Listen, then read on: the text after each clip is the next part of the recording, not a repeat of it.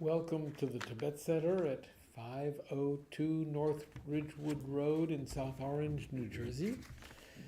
We will begin by reciting the prayer for the spreading of the teaching throughout the length and breadth of the West, which you will find by scrolling down to the FAQ section and in the prayers. By the force of the blessings of the non-fallacious three precious gems, and of the truth of our pure selfless wishes, may the precious Buddha's teachings flourish and spread to the expanse of all areas throughout the length and breadth of the West. For all the people living there together with their near ones, who have engaged in the teachings and have faith and respect for them, may all conditions adverse to their practice of the pure Dhamma be dispelled, and an excellent collection of favorable conditions increase like the waxing moon. And especially for those who work on methods to accomplish the flourishing and spreading of the victorious one's teachings, which are the source of benefit and happiness, may they never be oppressed by masses of interference and adverse conditions, and may they spontaneously happen just as we have hoped and wished. The Heart Sutra. Thus have I heard once. The Blessed One was dwelling in the royal domain of the Vulture Peak Mountain, together with a big gathering of great monks and great bodhisattvas. At that time, the Blessed One entered the Samadhi, which examines the Dharma's quote, profound illumination. At the same time, noble Avalokiteshvara, the Bodhisattva Mahasattva, looking at the profound practice of transcendent knowledge, saw the five skandhas in their natural emptiness. Then, through the inspiration of the Buddha, Venerable Shariputra said to Avalokiteshvara, how should those noble ones learn who wish to follow the profound practice of transcendent knowledge? And Avalokiteshvara answered, Venerable Shariputra, whoever wishes to follow the profound practice of transcendent knowledge should look at it like this, seeing the five skandhas in their natural emptiness. Form is empty, emptiness itself is form. Emptiness is not separate from form, form is not separate from emptiness. In the same way, feeling, discriminating awareness, compositional factors in consciousness are empty. Thus all the dharmas are empty and have no characteristics. They are unborn and unceasing. They are not impure or pure. They neither decrease nor increase. Therefore, since there is emptiness, there is no form, no feeling, no discriminating awareness, no compositional factors, no consciousness, no eye, no ear, no nose, no tongue, no body, no mind, no appearance, no sound, no smell, no taste, no sensation, no objects of mind, no quality of sight, no quality of hearing, no quality of smelling, no quality of tasting, no quality of sensing, no quality of thought, no quality of mind consciousness. There are no nidanas from ignorance to old age and death, nor their wearing out. There is no suffering, no cause of suffering, no ending of suffering, and no path, no wisdom, no attainment, no non-attainment. Therefore, since there is no attainment, the Bodhisattvas abide by means of transcendent knowledge. And since there is no obscurity of mind, they have no fear. They transcend falsity and pass beyond the bounds of sorrow. All the Buddhas who dwell in the past, present, and future, by means of transcendent knowledge, fully and clearly awaken to unsurpassed, true, complete enlightenment.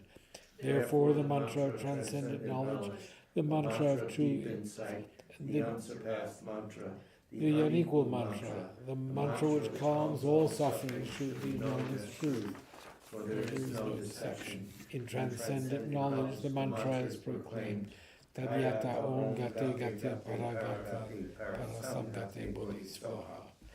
O Shariputra, this is how a Bodhisattva Mahasattva should learn profound transcendent knowledge. Then the Blessed One arose from that samadhi and praised the Bodhisattva Mahasattva Avalokiteshvara, saying, Good, good, O son of noble family, profound transcendent knowledge should be practiced just as you have taught, and the Tathagatas will rejoice. When the Blessed One had said this, Shariputra and Avalokiteshvara, that whole gathering and the world with its gods, humans, asuras, and Gandharvas, their hearts full of joy, praised the words of the Blessed One. Thanks,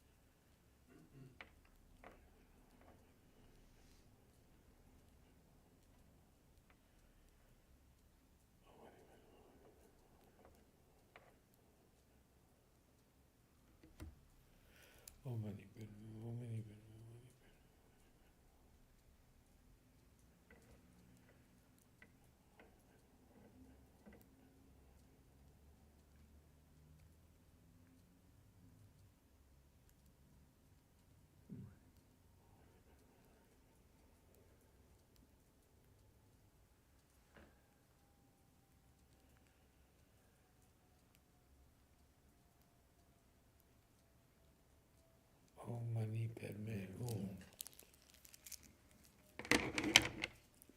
So, this wish to remove the suffering of all sentient beings is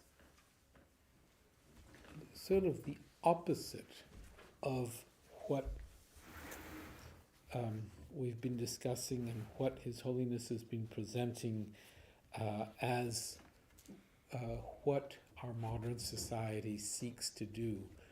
Our modern society seeks to provide us with the material comforts that enable us to be happy, with the medical support that enables us to live comfortable and long lives, with all the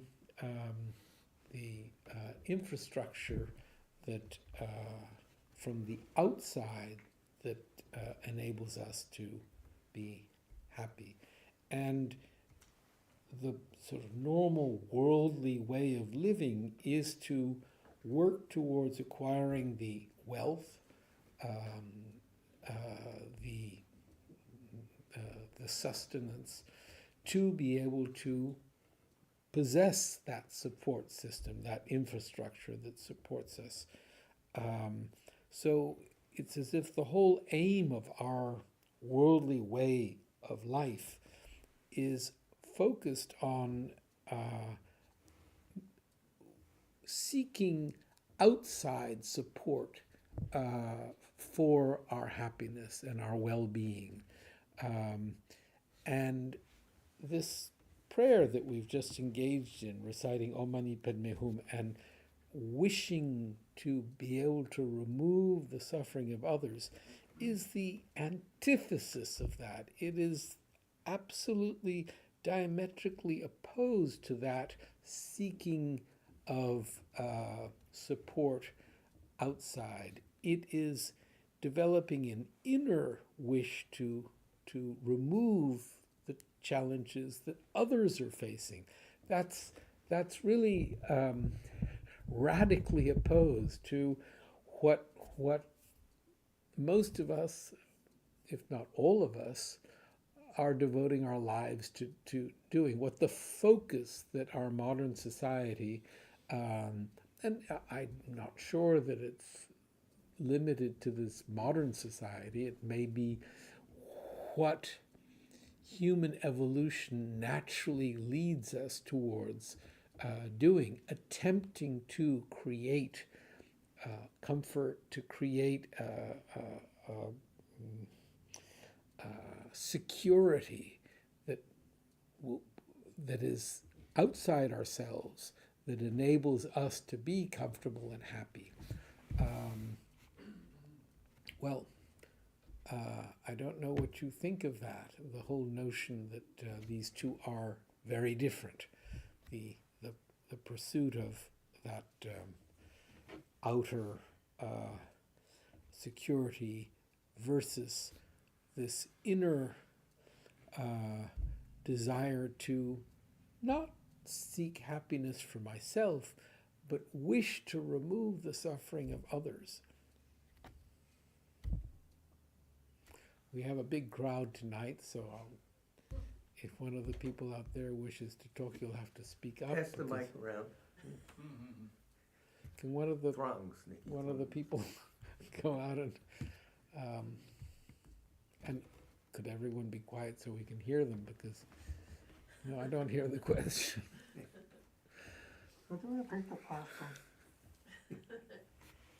This, you're right, when you did this, that's right, it's diametrically opposed. So how do you break that down? So, The limits of, no, go ahead. the How do limits you- of secular life, what can it really do? So His Holiness says, and we'll get to it, the challenge is to find some means of enjoying the same degree of harmony and tranquility as those in more traditional communities, while benefiting fully from the material developments of the world as we find it at the dawn of this new millennium. We cannot consider that support system, that structure, that most of our society is attempting to improve, is bad. Outer improvement isn't bad, and he says that all the time, but it's the way we take it, I guess, and it's limited. Yes, and the problem. so we have to work at finding some kind of a middle way. Yes, did someone say? So, yes, the middle way, as you back there said. A balance.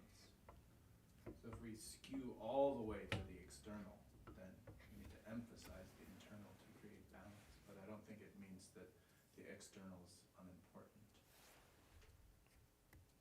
No, it's more than it's important. Yes. So how do we do that? What is the way by which we develop that balance? Well, I mean, he's talking about developing an inner focus or an inner life, or paying attention to our minds, I think. Our own minds, and recognizing that by attending to our mind, we can react differently to the same stimuli in the outside world. And So what does attending to our minds mean?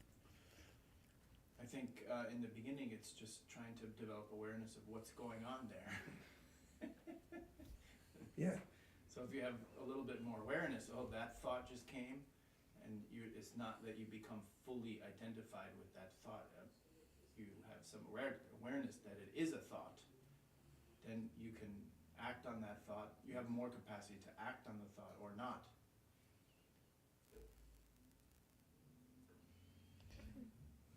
So you develop more control over the process of thinking of. And how does that development of control counter our or bring us happiness? Well, I think that, as His Holiness always says, things can often be seen from multiple perspectives. So when we have a situation arise and we have this one immediate reaction to it, we might think that that is the truth of the situation. Whereas if we have a little bit of ability to step back and see that that's just a thought that arose in reaction to that situation, then we can maybe see another perspective on the situation, which might be a more healthy one, or one that could be, create more harmony. Okay, and what do you mean by create more harmony? Well, if our I mean, reaction... you're a musician, so I'm sure that this word means something. I mean, if we're having an angry reaction, that's going to be a clash. If we just act on anger in relation to something, So harmony. so that would be a lack of harmony. Whereas if we have an ability to just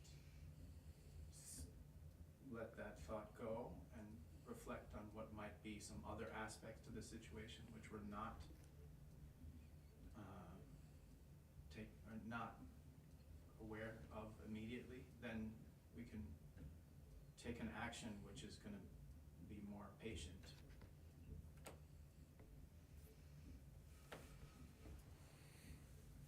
Harmony? I remember she saying it's all right to have, talk about these lamas that have these nice villas and Wavakupi and stuff, and it's all right as long as they're not attached to these luxuries.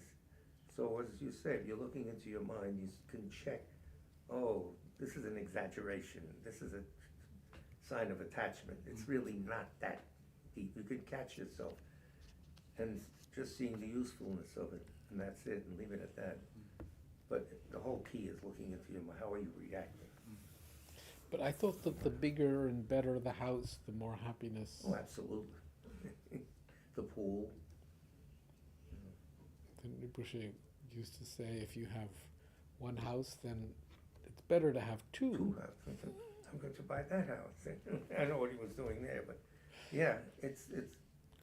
When is enough enough, right? It's It's right. never When enough. it's So never enough. Nothing has to be enough, really. So the recognition that it's not, we're working at, instead of considering that the infrastructure which provides us with security and happiness is out there, and that it can be applied to us and provide us, if we begin to, I think that this is what you're talking about, begin to consider that it is we who provide that, the infrastructure of contentment, of happiness, of inner harmony, by which we will be.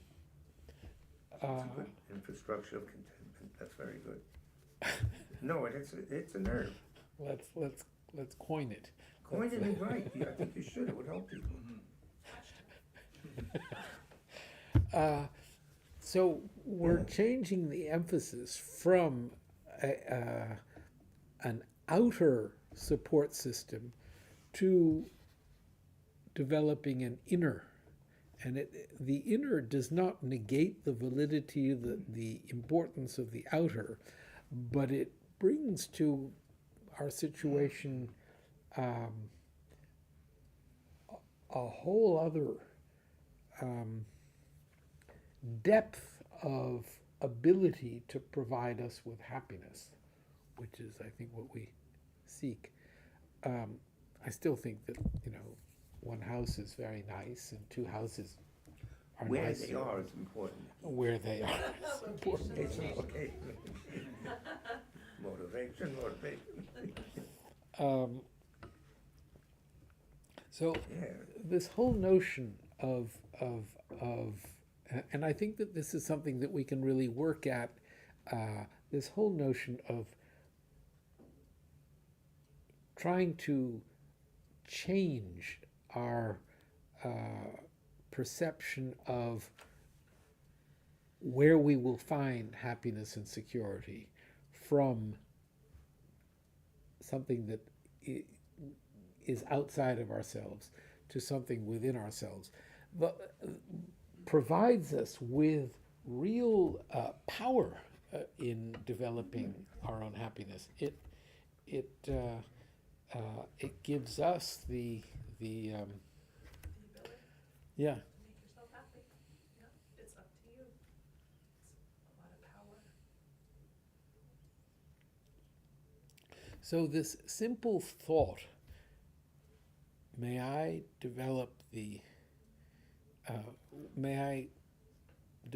wish to remove the suffering of others. We're not developing the ability to remove the suffering of others. Of course, that would be a wonderful thing to do. But we're developing this wish to provide others with happiness, wish to remove the suffering of others. That becomes a really wonderful technique for changing the dynamic from considering that my happiness will be satisfied by outer stimuli to, without even considering my own wish, my own happiness, but developing the wish to provide others with happiness. That's revolutionary.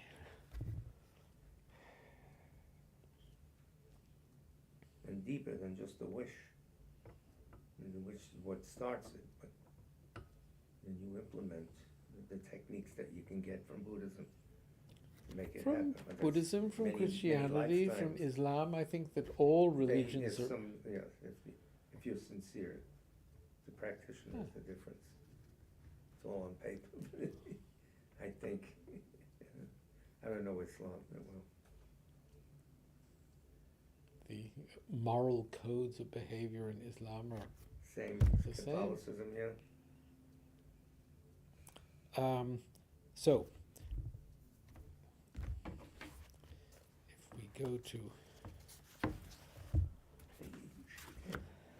so we sort of left it 12, I think.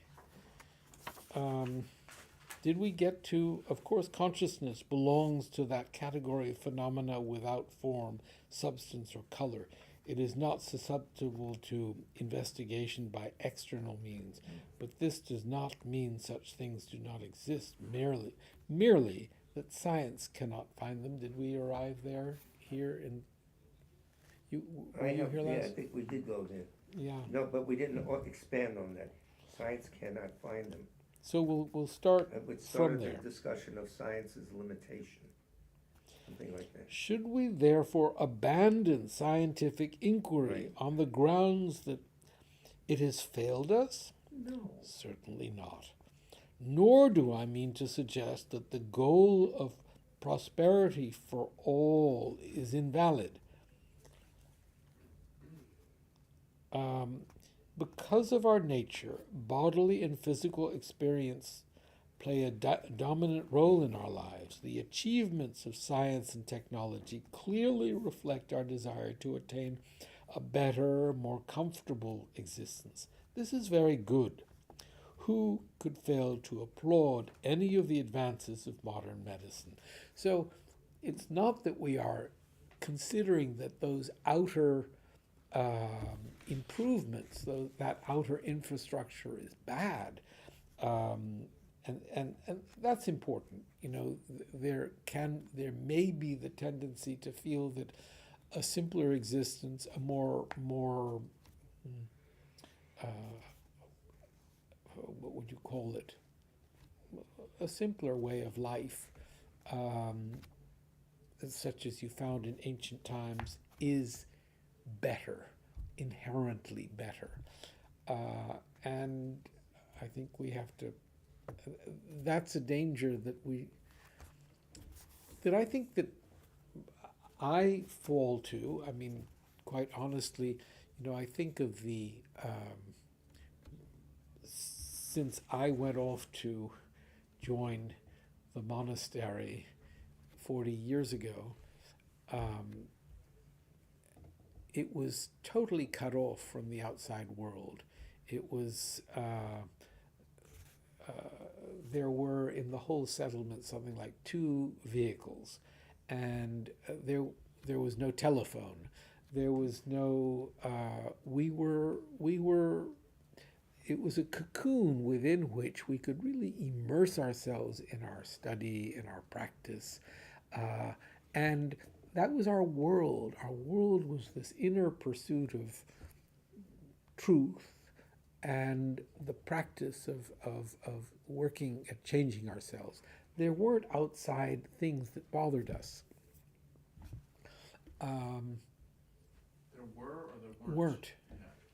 And I mean, if I had to call America, I would have to get up in the morning and I would have to walk to the outside of the settlement, wait for the bus that came at 6 o'clock in the morning, and it was like a 15-minute walk to get there, take the bus into the big city, which was a 2-hour drive in those days, and I would have to then check into a hotel so that I could book my call, and the call would come through sometime in the middle of the night when it was daytime in America.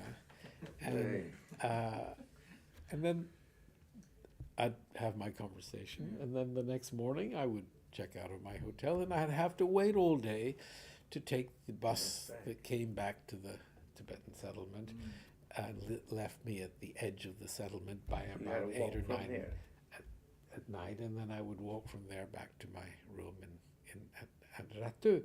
So it was a 2-day affair to make a phone call. Now, that was challenging. However, it enabled us to really not even think about making such calls. So what I was meaning by all that is that we could believe that more ancient situation was better. Since then, there are more cars. It's easier to get into town. We all have cell phones. We can make those calls. And they're free now. You have these. If you're online, you can call America for nothing. Everything's changed. It's everything is available. Everything is, and as Tony just said, we don't just have Amazon Prime. In India, you have Amazon Now. They know you're going to order ahead of time. Yes. They're clairvoyant. Amazon clairvoyant. Those are the green ink days, I recall. Used to write letters in green ink to us. Yes. Yes. And there was a big thing when they started putting in a telephone pole in the area, in the settlement. Not in your place yet, but you said things will change, something like that you wrote. Because they have no telephone poles there to bring in the communication. No electricity either. You had generators. No, there was electricity, but it would break down and then would go for a few hours, days without electricity. And I remember Nima Dorje and Elizabeth arrived with a busload of students from The West Coast. And the bus with all the luggage on top came down to our little place, and tore through the electric wires, Oof. and whew, we had no electricity. He had the touch, Nima. It wasn't him. It wasn't him. Lucky they're alive. And I think our telephone went too. By then we had a telephone wire, but so life was, and we were happy. I guess you get used to it, you know, if you don't. Yeah, that's what you know. But So yeah, His Holiness does refer to, doesn't he say something about traditional life in the previous lines from before? And then to at the same time, I think it is genuinely true that members of certain traditional rural communities do enjoy greater harmony and tranquility than those settled in our modern cities. And that's really what we're talking about here. There was a harmony and tranquility that made us all happier. The quality of, the medical support was greatly inferior to what it is today. There were all sorts of handicaps that we had due to that, but we did have more harmony and tranquility. When we had to go to the doctor, we had to walk 45 minutes, an hour from our place to camp number 3 and go to the doctor. And it was, when we first arrived, there were no trees along the way, and so it was, people used umbrellas to protect themselves from the sun that beat down on one. Was that coming, maybe there's more of a sense of community, of a sense of us, rather than everyone is an individual sort of out for themselves?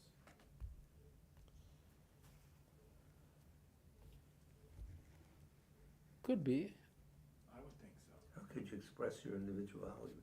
Very limited resources. But it could just be that life was simpler and therefore less stressful and therefore more harmonious. The fast pace of today, though it's packed with modern conveniences, brings us stress. But isn't the general point you're making that it doesn't have to be this way? That these circumstances don't inherently mean that we have to be less content, or we have, that, is that the general point you're making, or that His Holiness is making? Well, of course we don't have to be, but we have to work at harmonizing the modern conveniences with inner peace. And that process of harmonizing the two is a challenge. Yeah. That is our modern day challenge, but it's a challenge. So he says, Trigger craving.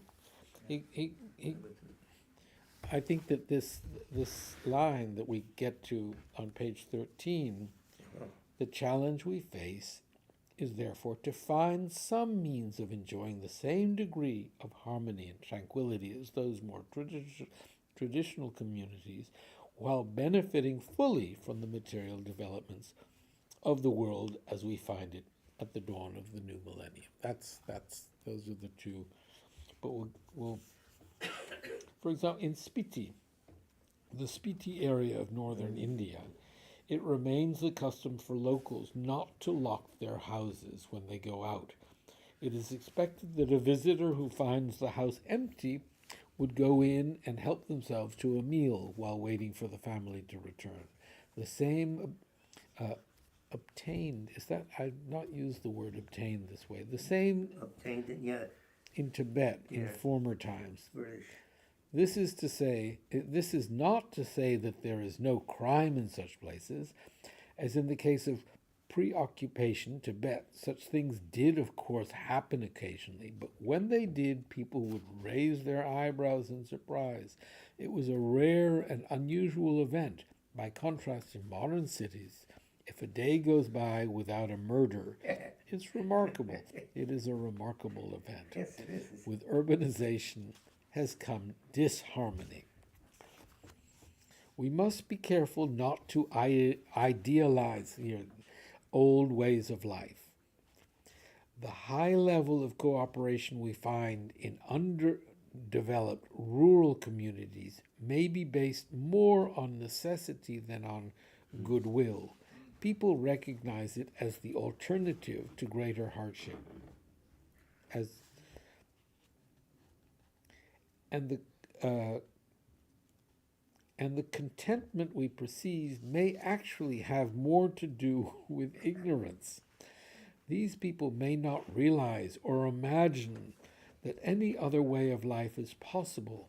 If they did, very likely they would embrace it eagerly. Yeah. So, here we get to the challenge we face is therefore to find some means of enjoying the same degree of harmony and tranquility as those more traditional communities, while benefiting fully from the material developments of the world as we find it at the dawn of the new millennium. Now, what I think that sentence is challenging us to do is it is we who have to make that work. It's not a tweaking of the relationship between those outer support systems and our inner sort of harmonious way of life. It's we who have to develop the ability to remain calm, to remain at peace within an environment which is stressful. So though you were saying it's not that these modern ways are inherently bad, we can't work at changing those things. We have the only aspect that we can work on is our own relationship to those outer. So that's what inner work is.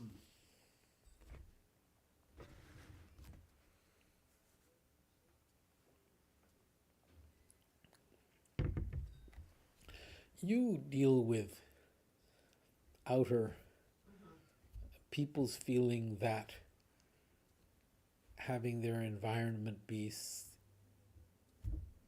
is the way by which they will be content, be happy, be satisfied, be, all of those, what would you call them? All of those criteria are seen to be met by outer changes, by meeting outer marks. Yes, that's been a learning experience for me. That's to learn this. You live and you mature, right? To see these things, it helps me understand what's necessary in life and what is not. And I've seen people on one end of the spectrum who believe so much that this is what would bring them happiness or, joy or whatever it is that they're trying to achieve. And then for others, it seems more of just this is the way it is kind of thing. But what does that mean? I don't understand. It's just the way life is. It's the way they've lived. It's the way they've been brought up. This is just versus people who think, I need the 5 houses, I need the best cars, I need the biggest yacht, I need, so there are those types of people, but then also the people who have lived with it, of these very sort of rarefied things, I think, if you look at the world. Not many people have those benefits, but some do. And so they sort of not take it for granted, but it is just what they're used to, you know, and maybe they don't really buy into it, it's just what is there. And I can't say what they feel inside about that, you know, but for me, sitting next to all of this has been very interesting, and it's helped me personally think about it and, you know, in my own head, look at it many different ways, you know. And when you project how would I feel, or would I act this way, or do I act this way, it's a learning experience. I feel like, how do you arrive at that point of knowing, or being on a good path to knowing without this kind of experience, without living, when we're 5 years old or 6 years old, right? How do you have to live and mature, right, to start feeling these things. Do people get very upset if you can't provide them with the exact thing that was on their mind? Yes.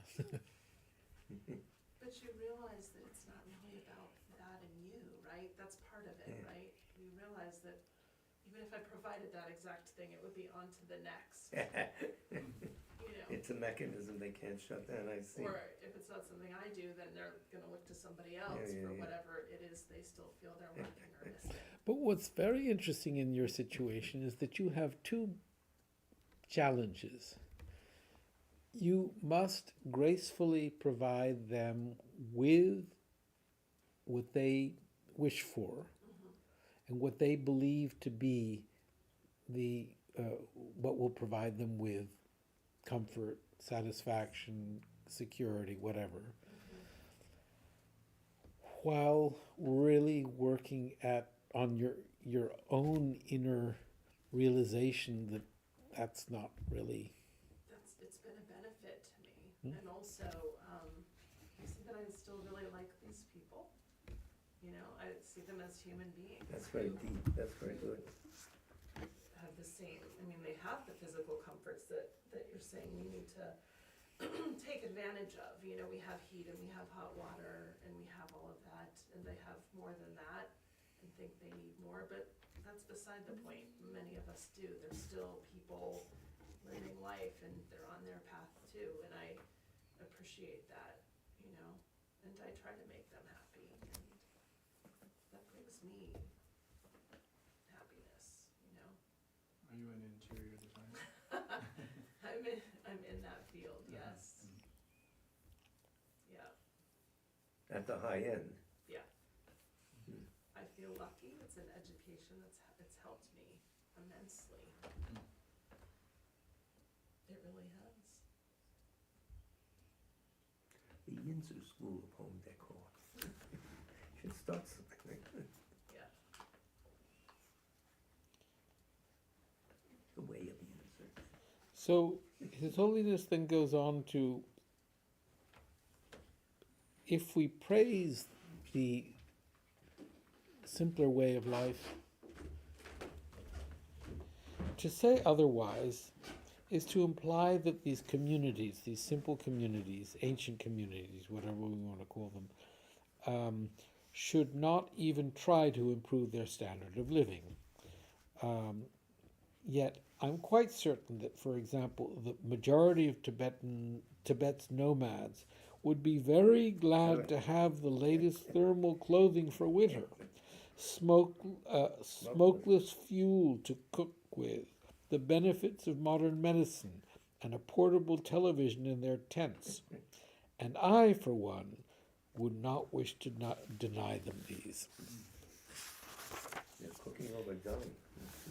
Really, they really do. You know, and, Bricks of their. yeah, but it's not just that they cook over dung, it's that they cook over dung within a yak hair tent, which is totally closed, has no proper ventilation, and so they... That's true, you smoke them some. Modern society, with all its benefits and defects, has emerged within the context of innumerable causes and conditions, To suppose that merely by abandoning material progress we could overcome all our problems would be short-sighted. That would be to ignore their underlying causes. Besides, there is still much in the modern world to be optimistic about. There are countless people in the most developed countries who are active in their concern for others. Nearer home, I think of the enormous kindness we Tibetan refugees have been shown by those whose personal resources were also quite limited. For example, our children have benefited immeasurably from the selfless contribution of their Indian teachers, many of whom have been compelled to live under difficult conditions far away from their homes.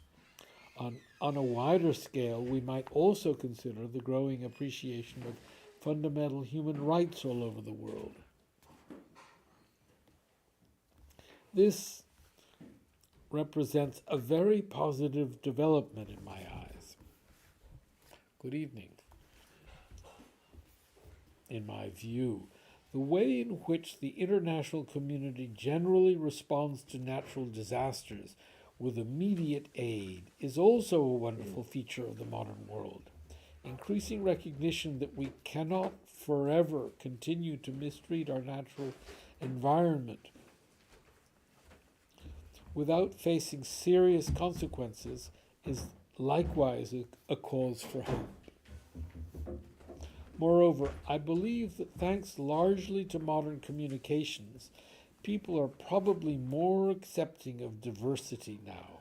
That's an interesting point. And it's easy to, in this discussion and in this thought to forget that it is due to modern communication that we know about each other, that we thereby develop a recognition of each other's values and break down the sort of prejudices that are such a challenge to peace in the world. And standards of literacy and education throughout the world are in general higher than ever before. Such positive developments I take to be an indication of what we humans are capable of. So these points that he's made outline the benefits of modern or our more evolved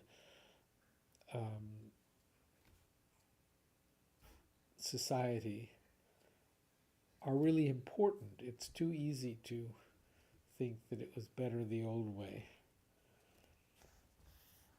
Recently, I had the opportunity to meet the Queen Mother. So this book was written some time ago. Let's see when, because she died quite a while ago. 1999. Millennium, right, starting. So it's 26 years ago.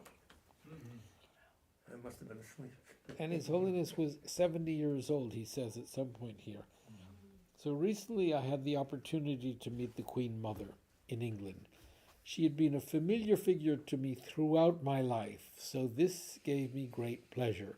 But what was particularly encouraging was to hear her opinion as a woman as old as the 20th century itself, that people have become much more aware of others than when she was young. In those days, she said, people were interested mainly in their own countries, whereas today there is much more concern for the inhabitants of other countries. When I asked her whether she was optimistic about the future, she replied in the affirmative, without hesitation.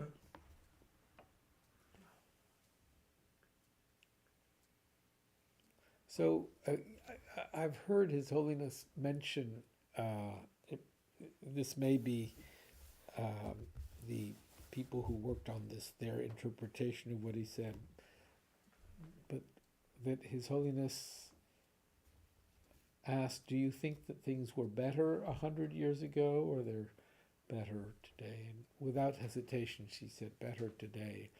The improvements in health, the improvements in all the things that support our society, support people. There's no question that modern times have improved people's lives. It is, of course, true that we can point to an abundance of severely negative trends within modern society. There is no reason to doubt the escalation in murder, violence, and rape cases year by year. In addition, we hear constantly of abusive and exploitative relationships, both in the home and within the wider community, of growing numbers of young people addicted to drugs and alcohol, and of how the high proportion of marriages ending in divorce is affecting children today. Not even our own small refugee community has escaped the impact of some of these developments. Whereas, for example, suicide was almost unheard of in Tibetan society, lately there have been one or two tragic incidences of this kind, even within our exiled community. Likewise, whereas drug addiction among young Tibetans certainly did not exist a generation ago, we now face a few cases, mostly, it must be said, in those places where they are exposed to modern urban lifestyle.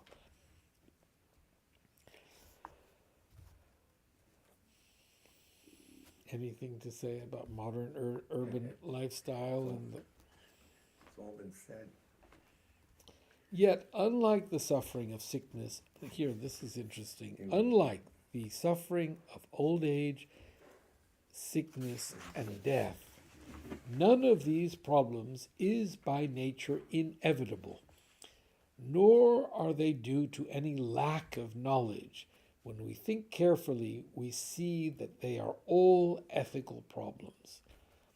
They each reflect our understanding of what is right and wrong, of what is positive and what is negative, of what is appropriate and what is inappropriate. But beyond this, we can point to something more fundamental, a neglect of what I call our inner dimension.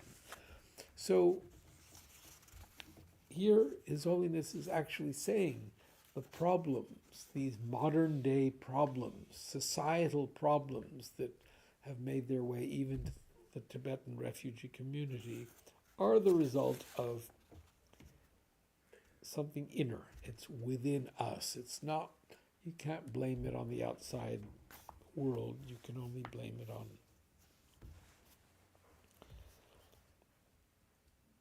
What do I mean by this? According to my understanding, our overemphasis on material gain reflects an underlying assumption that what it can by itself alone provide us with all the satisfaction we require. Yet by nature, the satisfaction material gain can provide us with will be limited to the level of the senses. So when the challenges that you mentioned dealing with, Yes. people are dealing with satisfaction of the senses. And though they think that those sensual satisfactions are going to lead to an inner, they don't. I wish they did. I feel like people know that. They know, whether they consciously allow themselves to recognize it or not. I think people know it. They may know it if they think about it. But I think we all become sucked into an addictive or belief that we have to have things in a certain way. We can all pull back and say, that's not going to bring me that ultimate happiness I think it will. Yeah, we can say that. But we still get sucked in. The word addictive is perfect. That's exact. Even addicts themselves know they're doing, but they don't stop. They just get, part of them knows it's wrong, but that's overwhelmed by whatever else is causing them to use the drug. It's funny. It's Until you finally, I guess, realize it's within me. There's no outer thing that I can purchase or, right? Yeah, but is it, how do we develop that? Trial and error, I think, for me anyway, when you observe if I purchase this, whatever it is, or do this thing, how does that make me feel? Do I feel like this is it? It's done? Never, never. You still wake up the next day knowing that wasn't quite it, was it? That's right. I think it depends on the circumstance, because there's some things like you might know exercising is really healthy for me, so I'm going to exercise 3 times a week for the next year. And you know that, and you start doing it, and then you lose your motivation and it trails off. And I think what it is that if we access clarity, then we can see what we don't want to see. And what we don't want to see is, oh, this isn't bringing me happiness, and even if I take away this problem, I'm not going to stop suffering. But like, the more entangled you are, the more you need to actively nourish that clarity. So like for something like addiction, or even if it's like addiction to a relationship, you need like checks and guards in place, like your own, I guess, secular equivalent of precepts to keep that clarity alive. Because that's what I'm seeing is that we don't usually want to see what's uncomfortable. We don't want to look at the painful.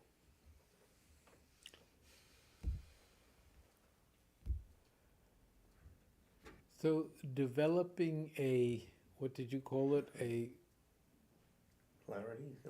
Clarity? And Secular checks. precepts. Yeah, and this. Yeah, This, developing a set of precepts, yeah. rules. Yeah. But gosh, in today's world, the thing is that we realize that following rules is Well, That's a lack of clarity. It's a cultural trend. yeah, but that's what we're talking about. Within this cultural situation of the 21st century, within the first world, we are no longer, we are less and less inhibited, or we are less and less limited by rules. Moral code. Yeah, our happiness is determined by the whole of society is working towards supporting our Unrestricted. satisfying our desires. Yeah. And there's a very strong movement towards violence settling all the problems. My violence seems to be more acceptable. Horrible ordinances being thrown around in all these wars. That rips people apart. It's crazy. And seems to be not even raising an eyebrow in a lot of circles. I think what you're both saying is raising a point, though. The issue here then is like norms. The norm now is people don't like following rules, but there still are norms that people sometimes might like really abide by. Like in certain decades, discrimination against this group is acceptable and normal, and then a couple decades later, you're like, you don't say that anymore. It's not appropriate. People don't realize they're following rules, but they are. Likewise, you could think that people might say, oh yeah, I don't smoke cigarettes. Cigarettes are bad for me. When 10 years ago, it's like, yeah, have a cigarette. This, I think, could apply to anything. It doesn't mean that people are just going to suddenly get wise, but I think it's kind of like skillful means. If it's attractive to people to follow ethics. I feel like I was talking about this a year ago with you. Same idea here, but yeah. We're working at ourselves. Talking about it for a long time. Yeah. No, we can talk about it for thousands of years. It's okay. And the only way in which we can actually maintain an awareness is to keep on talking about it to ourselves. It is, I mean, what is analytical meditation but talking to ourselves about these things? That's the only way that, the challenges that you're talking about or dealing with, it's only by remaining, you're not trying to change them, but by that inner conversation with yourself. Problems. I want my own things. Yeah, we all do. So, Tony is reminding me that we have reached the end. So we will stop Again, here. we still have to do the prayers. Ja- Darren, do you have names? Any names, Darren? No names.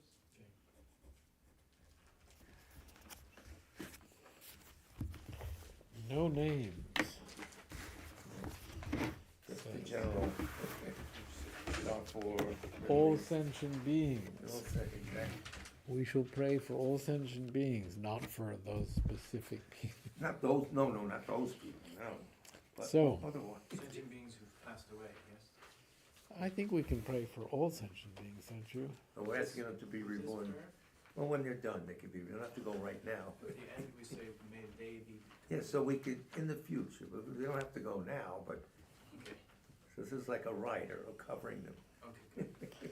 The Sutra of the Recollection of the Noble Three Jewels. So we're working towards recollecting the qualities of the Buddha, the Dharma, and the Sangha. And the benefit of doing so, we hope will benefit all sentient beings. I prostrate to the Omniscient One. Thus the Buddha, Bhagavat, Tathagata, Arhat, Samyak Buddha, the learned and virtuous one, the Sugata, the knower of the world, the charioteer and tamer of beings, the unsurpassable one, the teacher of devas and humans is the Buddha Bhagavat. The Tathagata is in accord with all merit. He does not waste the roots of virtue. He's completely ornamented with all patience. He's the basis of the treasures of merit. He is adorned with the minor marks. He blossoms with the flowers of the major marks. His activity is timely and appropriate. Seeing him he is without disharmony. He brings true joy to those who long with faith. His knowledge cannot be overpowered. His strength cannot be challenged. He is the teacher of all sentient beings. He is the father of bodhisattvas. He is the king of noble ones. He is the guide of those who journey to the city of nirvana. He possesses immeasurable wisdom. He possesses inconceivable confidence. His speech is completely pure. His melody is pleasing. One never has enough of seeing him.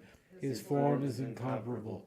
He's not stained by the realm of desire. He's not stained by the realm of form. He's not affected by the formless realm. He's completely liberated from suffering. He's completely and utterly liberated from the skandhas. He is not possessed with dhatus. His ayatanas are controlled. He has completely cut the knots. He is completely liberated from extreme torment. He is liberated from craving. He has crossed over the river. He is perfected in all the wisdoms. He abides in the wisdom of the Buddha Bhagavats who arise in the past, present, and future. He does not abide in nirvana. He abides in the ultimate perfection. He dwells on the bhumi where he sees all sentient beings. All these are the perfect virtues of the greatness of Buddha Bhagavat. The holy Dharma is good in the beginning, good in the middle, and good at the end.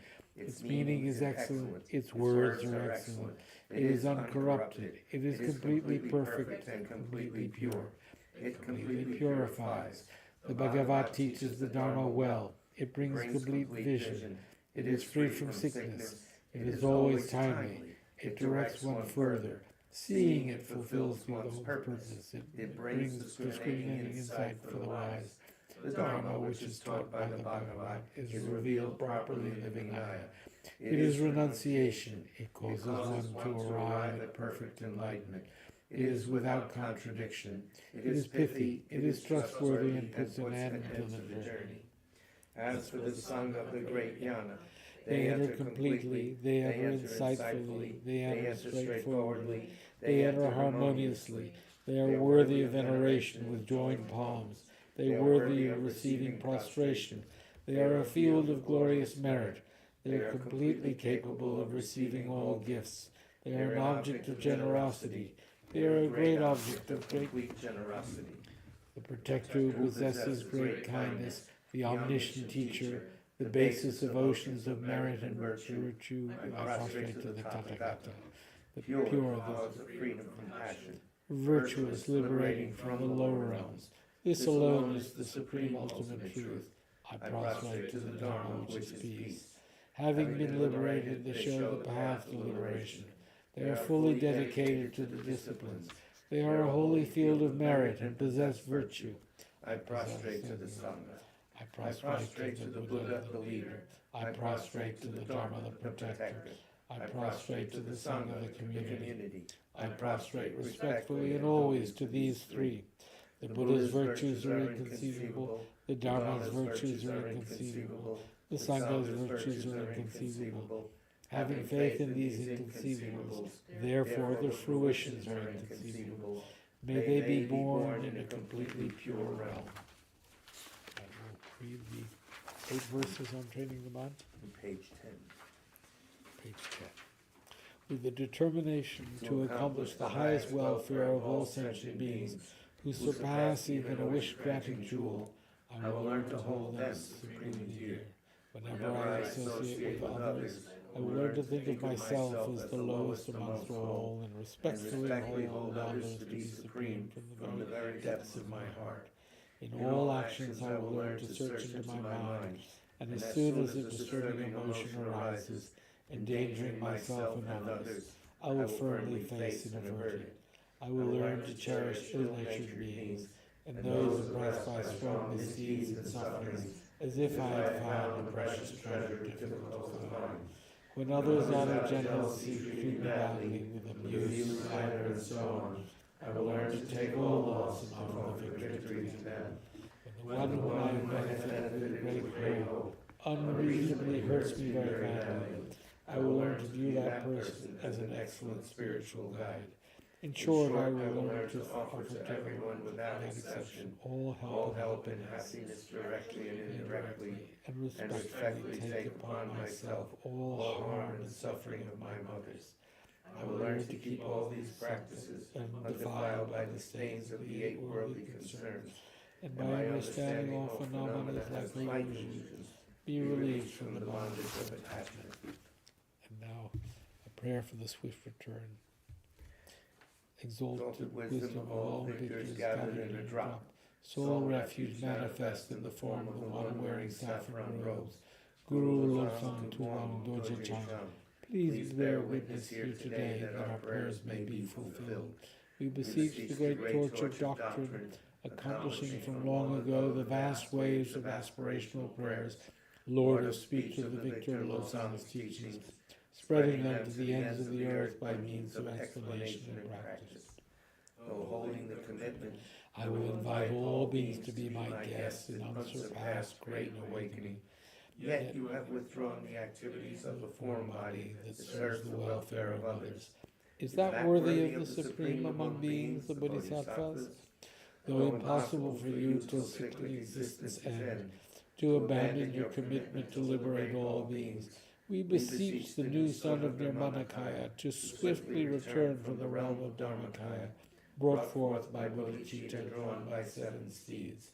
Having reached the far limits of scholarship, religious life, and goodness, please come swiftly as an unrivaled supreme emanation, full holder of the sage's teachings, and wish-fulfilling jewel. Return as the glory of Losang Tenpe. Magnificent truth of the 3 precious jewels, Mahakala, Karmayama, and Srimati Devi, and the ocean of Dharma protectors, may you spontaneously fulfill our wish, the swift blossoming of the reincarnation's fresh moonlight face. Thank you, Puchache, KHENSUR.